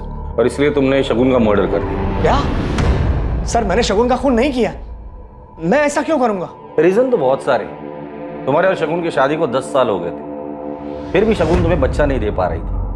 तुम्हें कल्पना से शादी करनी थी, बच्चा चाहिए था, और शगुन रास्ते का कांटा थी। बच्चा तो नई बीवी आती तो भी नहीं हो पाता। सर, खोट शगुन में नहीं थी, मुझ में है। मैं शगुन को मां नहीं बना सकता था। शगुन का मर्डर तुमने सिर्फ इसलिए किया क्योंकि तुम्हारा और कल्पना का अफेयर था? नहीं सर, मेरा किसी के साथ कोई अफेयर नहीं है। तो शगुन को ऐसा क्यों लग रहा था? क्या ये सच नहीं है? शगुन के मर्डर के जस्ट पहले उसने तुम्हें और कल्पना को रंगे हाथ पकड़ लिया। हाँ सर, 2-3 दिन पहले ये यहाँ आई थी, बहुत हंगामा हुआ था। तुम्हें क्या लगा था आनंद? हाँ, मेरी पीठ पीछे तुम इससे मिलते रहोगे और मुझे पता नहीं चलेगा? शगुन, मेरी बात। प्लीज प्लीज आनंद, मैं अब तक सोच रही थी कि तुम सिर्फ मुझसे प्यार करते हो। मैं अपनी ही दुनिया में जी रही थी, ये भूल गई थी कि पहला प्यार तो पहला प्यार ही होता है। शगुन प्लीज, ऐसा कुछ नहीं है जैसा तुम समझ रही हो। तुम दोपहर को घर आए थे, शगुन से मिले थे, इनफैक्ट तुम दोनों के बीच सेक्स भी हुआ था। क्या बोल रहे हैं आप? मैंने ऐसा कुछ भी नहीं। झूठ बोलने से कुछ नहीं होगा। शगुन की पोस्टमार्टम रिपोर्ट में साफ लिखा है कि मौत से पहले वो फिजिकली एक्टिव थी। वो मुझे धोखा नहीं दे सकती। शगुन के साथ कोई जबरदस्ती नहीं हुआ है। शगुन की बॉडी पर स्ट्रगल के कोई भी निशान नहीं। शगुन के साथ कोई जबरदस्ती नहीं हुआ है। शगुन की बॉडी पर स्ट्रगल के कोई भी निशान नहीं। क्या ऐसा तो नहीं कि शगुन का किसी के साथ अफेयर था इसलिए तुमने उसे मार डाला? नहीं, शगुन का किसी के साथ अफेयर हो ही नहीं सकता। पर तुम्हारा अफेयर था। उस दिन घर से निकलकर तुम कल्पना से मिलने लक्ष्मी नगर आए थे। कल्पना तुम्हारी कोई पुरानी दोस्त नहीं, शायद तुम्हारा पुराना प्यार था, इसलिए तुमने और कल्पना ने मिलकर शगुन को रास्ते से हटा दिया। सर, कल्पना, हमारे पास सारे सबूत हैं। कल्पना के पड़ोसियों ने स्टेटमेंट भी दिया है। बेहतर यही होगा कि तुम सच बता दो। हाँ सर, मैं और कल्पना कॉलेज टाइम पर साथ में थे, एक दूसरे से प्यार भी करते थे। लेकिन सर, वो 15 साल पुरानी बात है। कॉलेज के बाद हम दोनों अलग हो गए थे और हम दोनों सिर्फ अच्छे दोस्त थे। तो तुम अपनी बीवी की नापसंदी के बावजूद भी कल्पना से मिलने जाते थे, उसे झूठ बोल के। सर, एक्चुअली में बात यह है कि रिसेंटली मेरा डिवोर्स हुआ है और मुझे मेरे फाइनेंशियल एसेट्स को लेकर एडवाइस चाहिए थी। इसी सिलसिले में आनंद मेरे घर आए थे, शगुन को बिना बताए, और अचानक शगुन भी मेरे घर आ गई। तो शगुन चले जाने के बाद तुम डर गए। तुम्हें लगा शायद वो तुम्हें डिवोर्स दे देगी और तुम्हारे हाथ से सारी प्रॉपर्टी चली जाएगी, क्योंकि सारी प्रॉपर्टी शगुन के नाम पर। इसलिए प्रॉपर्टी के लिए तुम दोनों ने मिलकर शगुन को मार डाला। नहीं सर, ये कल्पना के घर से निकलने के बाद तुम सीधे ऑफिस गए, पर इस बार चालाकी से अपना फोन ऑफिस में ही छोड़ा। फिर घर आए, शगुन को मनाया, उसके साथ फिजिकल रिलेशन बनाए और फिर उसे मार डाला। नहीं सर, ऐसा कुछ भी नहीं हुआ। ऑफिस पहुंचने के बाद मैं ऑफिस में ही था, सीधा रात को घर के लिए निकला था। सर, आप चाहें तो मेरी कंसल्टेंसी फर्म में पूछ सकते हैं, वो लोग बताएंगे कि मैं ऑफिस पर ही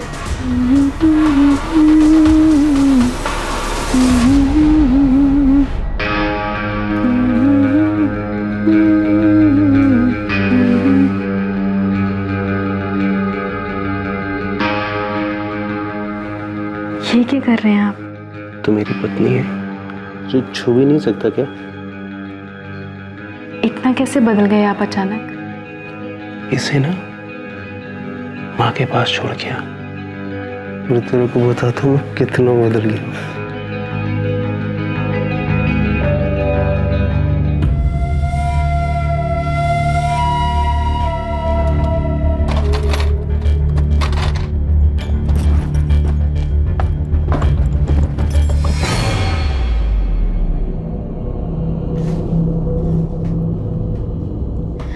वो जाने का है।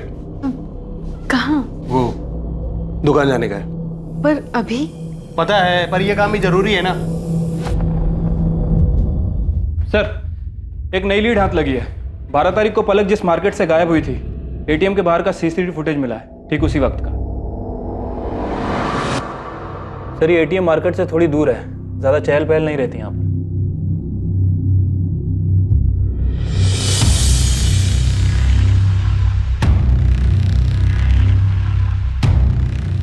आनंद दादा को बहुत मानता हूँ, शगुन भाभी बहुत अच्छी है। इतना झूठ, ये सारा प्लान तेरा था ना? सिर्फ प्रॉपर्टी के लिए किया ना ये सब कुछ? प्लान? कौन सा प्लान? संतोष आहूजा दोस्त है ना तेरा? ये तेरी गाड़ी है ना? XX34X6? बलून वाले अंकल रुको।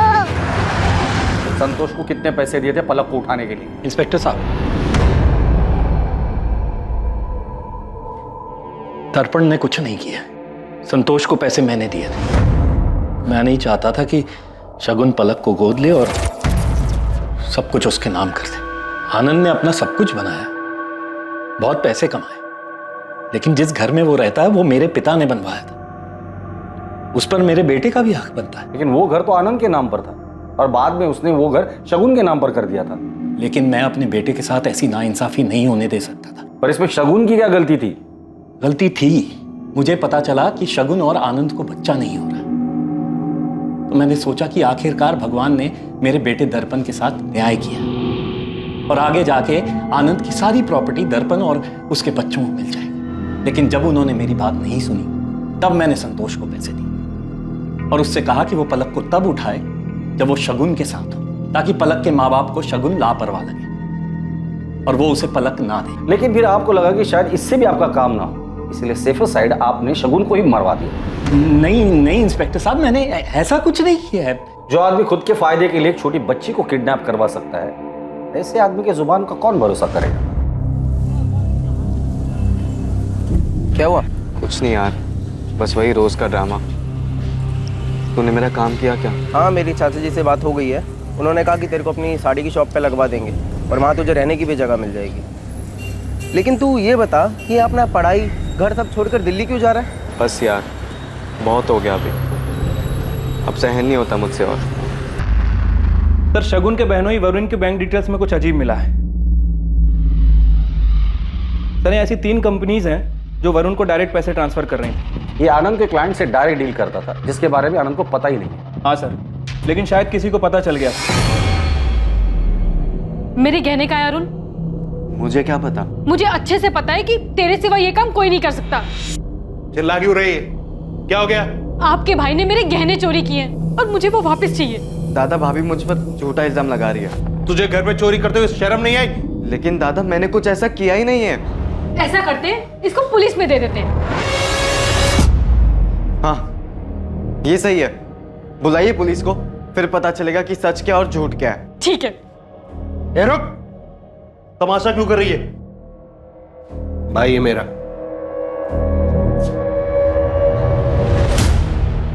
तुम्हारी बीवी ने हमें बताया कि शगुन ने तुम लोगों की काफी हेल्प की थी, तुम्हें बिजनेस के लिए पैसे भी दिए थे। जी। जब कुछ नहीं चला, आनंद के ऑफिस में तुम्हें जॉब भी दिलवा दी और जैसे ही तुमने आनंद की कंसल्टेंसी ज्वाइन की, फ्रॉड करना शुरू कर दिया था। हमें पता चल गया है वरुण कि आनंद के क्लाइंट से तुम डायरेक्ट डील करते थे और काफी मुनाफा भी कमाया था। जाहिर सी बात है, ये बात शगुन को पता चली हो और उसे गुस्सा भी आया कि शगुन के अकाउंट से कुछ मेल मिले हैं जो उसने वरुण को भेजे थे। शगुन ने आनंद की कंसल्टेंसी में अकाउंट्स का काम देखना शुरू किया। उसे पता चल गया था कि वरुण आनंद की कंपनी में फ्रॉड कर रहा है। मैं मानता हूं कि मैंने कंपनी के पिछले अकाउंटेंट शर्मा के साथ मिलकर कंपनी के कुछ क्लाइंट्स के अकाउंट्स में हेरफेर की थी। वो मेरी बहुत बड़ी गलती थी सर। वरुण, आनंद ने बहुत मेहनत करके खुद से कंपनी खड़ी की है और आप उन्हें धोखा दे रहे हैं और फिर इतने कॉन्फिडेंट भी हो कि मैं आनंद से जाके कुछ नहीं कहूंगी। क्यों? देखो, मेरा जो होगा सो होगा। अपनी बहन सुनंदा का सोचो, क्या बीतेगी उसमें। अपनी बेटी दे रहा हूं तुम्हें शगुन। एहसान मानना चाहिए मेरा कि तुम्हारी जिंदगी की सबसे बड़ी कमी मेरी बेटी की वजह से पूरी हो रही है। मैंने शगुन से माफी मांग ली थी सर। जो भी मैंने हेरफेर किया था वो सारे पैसे लौटा दिए थे उसे। उसके बाद सब कुछ नॉर्मल हो गया था। अब आप ही बताइए, मैं शगुन को क्यों मारूंगा सर? सर, मैंने आनंद के ऑफिस में बात की है। पता चला है कि 12 जून को कल्पना से मिलने के बाद वो रात तक ऑफिस में ही था। और ये दर्पण और मनोहर? सर ये दोनों भी अपने घर पे थे। तावड़े, इन सब में एक बात समझ में नहीं आई। अगर आनंद सच बोल रहा है तो क्या वाकई शगुन का किसी के साथ अफेयर चल रहा था? और किसके साथ? क्योंकि इसके कॉल रिकॉर्ड, मैसेजेस सब कुछ थी। ये माजरा समझ में नहीं आया। शगुन का अफेयर था या नहीं था?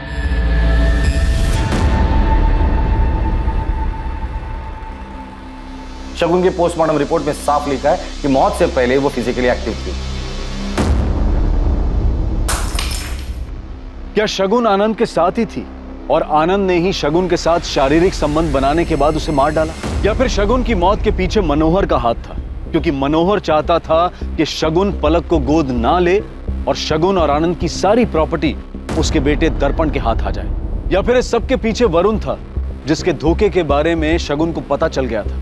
पुलिस इन सभी सवालों के जवाब ढूंढ ही रही थी कि उन्हें एक ऐसी खबर मिली जिसने इस केस की दिशा बदल दी।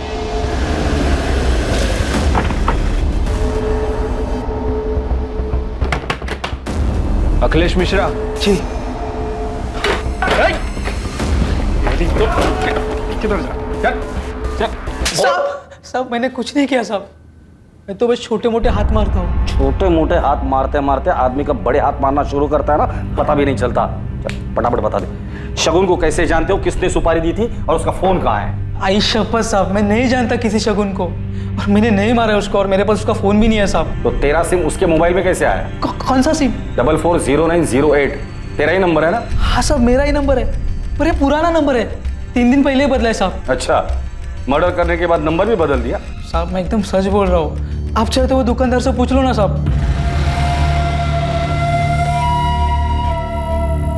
बीबी के जेवर बेच के लाया, पूरे 3 लाख है। 2 लाख पहले का, 3 ही 5 हिसाब बरोबर।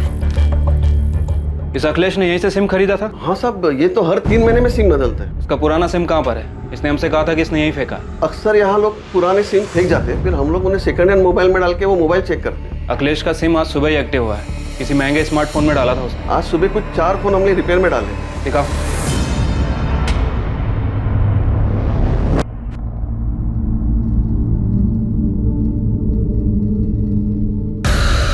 ये फोन किसने बेचा था? वो आदमी और एक फोन ठीक करवाने आया था। हमारे पास जितने भी मोबाइल रिपेयर होते हैं ना, मैं सबका नंबर लिखता हूँ। नंबर दो उसका। बोलो।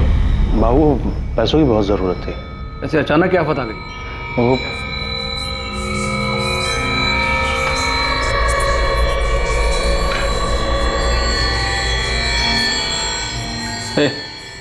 अंदर जा। जी। बोलो कितने चाहिए? 1 लाख। जिस आदमी ने शगुन का फोन बेचा था उसका नाम दीपक काले है, ये उसकी कॉल लिस्ट है सर। और सर इतना ही नहीं, ये दीपक काले प्रकाश सुर्वे के लगातार टच में था। प्रकाश सुर्वे? वो हिस्ट्री शीटर? बेटा थोड़ा सा। अच्छा एक स्पून रोटी दे। ला रही हूँ। मम्मी देखिएगा कौन है। देखो सुनाई नहीं दिया क्या? रोटी लाके देना। ला रही हूँ। तुझे 56 वो कम कराते हैं। अरे कहाँ ले जा रहे हो उसे? हुआ क्या? साहब मैंने कुछ नहीं किया। तो फिर प्रकाश सुर्वे को कैसे जानते हो? वो प्रकाश मेरे को ब्लैकमेल कर रहा था। किस लिए? गणपत भाव मेरे बिजनेस पार्टनर हैं और उनकी पत्नी मीना के साथ मेरा आज मेरा कहीं जाने का मन ही नहीं कर रहा है। मजाक बहुत अच्छा, चलो उठो अभी, लेट हो रहा है। साहब वो प्रकाश गणपत भाव का दूर का रिश्तेदार है। मुझे सब पता। फिर वो मेरे को ब्लैकमेल करने लगा, बोला अगर पैसा नहीं दिया तो वो फोटो लेके वो गणपत भाव को दे देगा। गणपत भाव बहुत खतरनाक आदमी, वो मेरे को मार डालता। शगुन को क्यों मारा वो बता। शगुन नहीं साहब, शगुन जी मेरी दूर के रिश्तेदार है। मैं एक दूसरे को जानते हैं, लेकिन कभी ऐसा कोई बात नहीं होती। तो फिर शगुन का फोन तेरे पास कैसे आया? उनका फोन मेरे पास नहीं साहब। 478967 ये तुम्हारा ही नंबर है ना? हाँ सर। तुम्हारा फोन खराब हो गया, रिपेयरिंग के लिए दिया था ना? हाँ लेकिन। और वही तूने शगुन का मोबाइल बेचा था? नहीं साहब, मैंने कोई फोन नहीं बेचा, मैं तो मार्केट गया भी नहीं। अरुण काले, चल तेरे भाई ने बुलाया। अरुण काले, शगुन के कॉल रिकॉर्ड में तुम्हारा नंबर एक बार भी नहीं दिखाई दिया। तुम्हारे भाई का कहना है कि तुम दोनों परिवार दूर के रिश्तेदार हो, लेकिन ज्यादा बातचीत नहीं। फिर तुमने शगुन को क्यों मारा? कोई ऐसी चीज़ है जिसकी आपने बचपन से ही चाह की हो और हर बार आपकी उम्मीद टूटी हो, जो कुछ भी बच गया वो सिर्फ और सिर्फ मलाल हो, फिर अचानक आपको वो चीज़ एक दिन मिल जाती है, मन में से मलाल हटकर प्यार भर जाता है और फिर अचानक से पता चलता है कि सब कुछ एक धोखा था, सिर्फ इस्तेमाल किया जा रहा था मेरा। और मुझे धोखा शगुन ने दिया था। अरे आप यहाँ? अरुण, शगुन मेरी दूर की रिश्तेदार थी। हमारी मुलाकात अचानक हुई कुछ 9-10 महीने पहले, और फिर हमारे मिलने का सिलसिला कभी थमा ही नहीं। हमारी बातें कब मिनटों से घंटों और घंटों से दिनों में बदल गई, कुछ पता ही नहीं चला। और मैं तो चुप ही नहीं होना चाहता था। शायद जिंदगी में पहली बार कोई मुझे सुन रहा था, समझ रहा था। हम हर तरह से करीब हैं, मन से, जिस्म से। मैं शगुन से प्यार करने लगा था। असल में प्यार शब्द ही छोटा लगने लगा। और फिर तुमने अपने प्यार की ही हत्या कर दी। हत्या मैंने नहीं, शगुन ने की थी। 1 महीने पहले अचानक उसने मुझसे कहा कि अब वो मुझसे कोई भी रिश्ता नहीं रखना चाहती, मुझसे मिलना भी नहीं चाहती थी वो। मैंने उसे समझाने की बहुत कोशिश की, पर उस दिन मुझसे रहा नहीं गया। हमारे बीच में कुछ नहीं है अरुण, तुम जाओ यहाँ से, जाओ। तुम ऐसा क्यों बोल रही हो शगुन? हम एक दूसरे से कितना प्यार करते हैं। मैं तुमसे प्यार नहीं करती हूँ अरुण, समझो। और तुम भी मुझे भूल जाओ हमेशा के लिए। भूल जाऊं? ठीक है, मैं तुम्हें भूल जाऊंगा,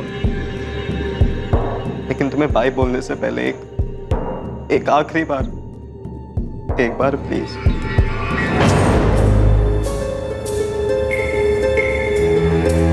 क्या हुआ? इतना मुस्कुरा क्यों रहे हो? क्योंकि मैं सब जानता हूँ, तुम भी मुझसे उतना ही प्यार करती हो। क्या? तुम गलत समझ रहे हो अरुण।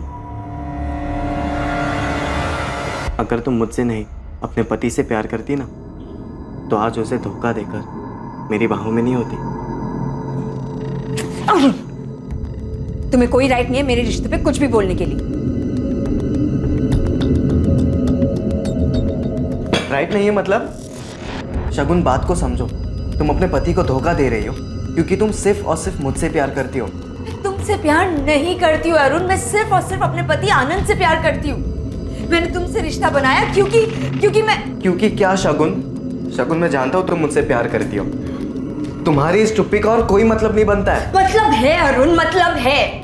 मैंने तुमसे रिश्ता बनाया क्योंकि मुझे तुमसे एक बच्चा चाहिए था जो मुझे आनंद से कभी नहीं मिल सकता।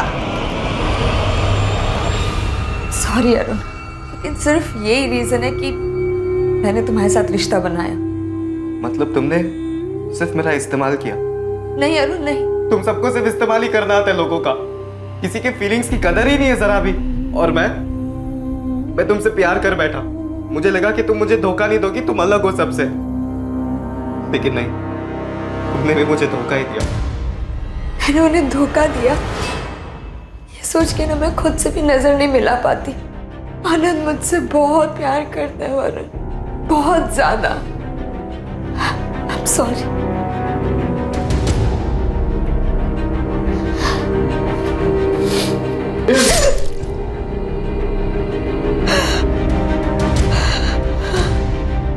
पढ़ाई के नाम पे से दोनों को पैसे बर्बाद हो रहे हैं और कुछ नहीं। कौन सा काम का है? हमारे बीच में कुछ नहीं है अरुण। यहाँ साहब के जैसा बैठा रहेगा। तेरे से दुकान में कोई काम तो होता नहीं है। प्यार नहीं करती हूँ अरुण। पढ़ के तू कौन सा बड़ा अफसर बन गया? मैं सिर्फ और सिर्फ अपने पति आनंद से प्यार करती हूँ। तुम दोनों के बारे में कोई नहीं जानता, यहाँ तक कि शगुन के कॉल लॉग में तुम्हारा नंबर भी नहीं था। हाँ, क्योंकि पिछले 1 महीने से हमारी बातें बंद हो गई थी, और उससे पहले भी ज्यादा करके हम चैट्स पर ही बातें किया करते थे। इसलिए तुम्हें लगा तुम बच जाओगे? नहीं सर, शगुन को लगा था कि वो बच जाएगी। वो आगे बढ़ना चाहती थी अपने पति और अपने बच्चे के साथ, लेकिन मैं ऐसा होने नहीं दे सकता था। उसने तुम्हें ठेस पहुंचाई और तुम उससे ऊपर उठ सकते थे, आगे बढ़ सकते थे। और अफसोस, तुमने जुर्म का रास्ता किया। शगुन की सच्चाई जानकर आनंद को गहरी ठेस पहुंची थी। सुनंदा और पलक को भी गहरी ठेस पहुंची थी। दोनों शगुन के जाने का गम भुला नहीं पा रहे थे। दुख, दर्द, तकलीफ ये सब जिंदगी का हिस्सा है, लेकिन जब कभी हम इसे अपनी जिंदगी बना लेते हैं तब जीवन को नर्क बनते देर नहीं लगती। दुनिया में किसी की भी जिंदगी आसान नहीं होती है, सबको कोई ना कोई परेशानी जरूर सताती है, लेकिन इसका मतलब ये नहीं है कि अपनी परेशानी की आड़ में हर कोई जुर्म के रास्ते पर निकल पड़े। अपने दुख को भूल पाना आसान नहीं होता है, लेकिन उस मलाल को सीने में बना देना भी अच्छा नहीं। अब मैं अनूप सोनी आपसे विदा लेता हूं। देखते रहें क्राइम पेट्रोल सतर्क, सोमवार से शुक्रवार रात 11 बजे। और याद रखें, क्राइम और आपके बीच में सिर्फ इतना फर्क है कि आप कितने सतर्क हैं। सतर्क रहें, सुरक्षित रहें। जय हिंद। इस तरह के और भी एपिसोड देखने के लिए हमारे चैनल को सब्सक्राइब करें और बेल आइकन दबाना ना भूलें।